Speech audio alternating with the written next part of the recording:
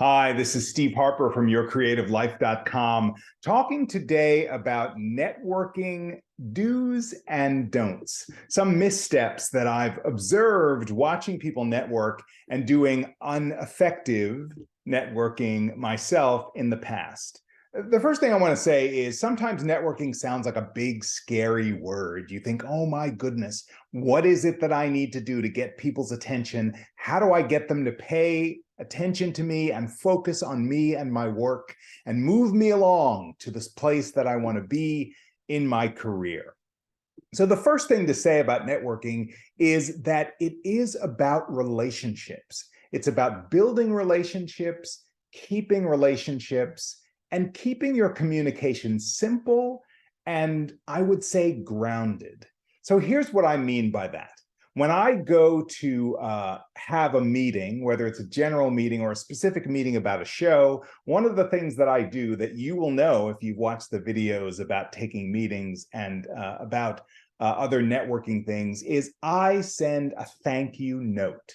If I have a face-to-face relationship with a person and I know where a brick and mortar office is, I will pull out a handwritten card and I will write a handwritten thank you note and put a stamp on it and put it in the mail. Here's why I do that.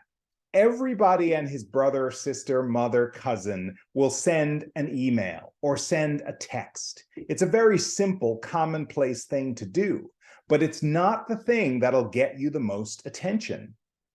For me, and I learned this years ago from a brilliant coach named Dallas Travers, who used to help actors. This is what I learned.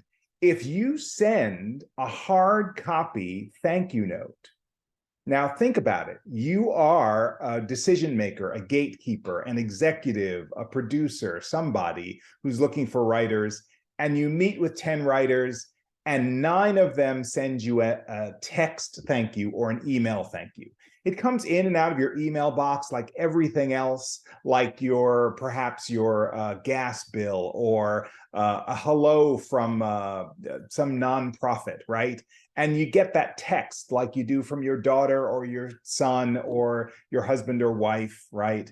But let's say the next day or a day after you've met with a particular writer who you really like, a little envelope shows up with a handwritten address on it. And you and your assistant, if you have one, suddenly say, I've separated this out from the other mail. This seems pretty interesting. And you might look at it and say, as you might do at holiday time, who sent me a card? This is so interesting. Wow, it's red, it's green, it smells of perfume, whatever.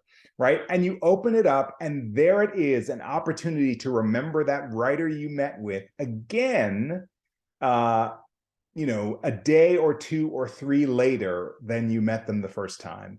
It's very effective. After that, then it's a matter of keeping in touch. And I think that once you're remembered, this is my experience at least, for me, I will send something to people either A, when I see them mentioned in social media or the entertainment industry press as having done something, their show got picked up, they got an Emmy nomination, that sort of thing. And I will also say, congratulations on this. And here's something that I'm doing, right? Always including myself in the mix. And I will do that in the future by email or by text or maybe by if you don't have a hard copy address kind of thing that you can use, I always use, say, American Greetings or some other company that has e-cards. So to do that in a really specific way, to reach out to people and to say thank you. Thank you for taking the time. Thank you for meeting me. Thank you for the great conversation. It's just such a human way to do it. And again, I wouldn't do it on text. I wouldn't do it on email because those things are sort of throwaway things in our society. So that's number one, hard copy thank you notes whenever you can. If you can't do that, then an e-card. And then if you can't do that, third choice, email, fourth choice, text. One last thing that I'll say for this installment of networking do's and don'ts is this. If you're going to send what looks like let's say a a form letter, a form email, or a form text to somebody who you really dig, and you're sending a number of those out in the world, the important thing is to not make them seem like form things. You don't want it to feel like the same thing your bank sends out, or your church sends out, or your insurance company, right? So you really need to keep it bite-sized and specific. If you have 3, 4, 5 paragraphs about I'm doing this, then I'm doing this, then I'm doing this, then I'm doing this, then I'm doing this, then I'm doing this, then I'm doing this, then I hope you donate to my campaign for my new web series, it just feels like a fire hose.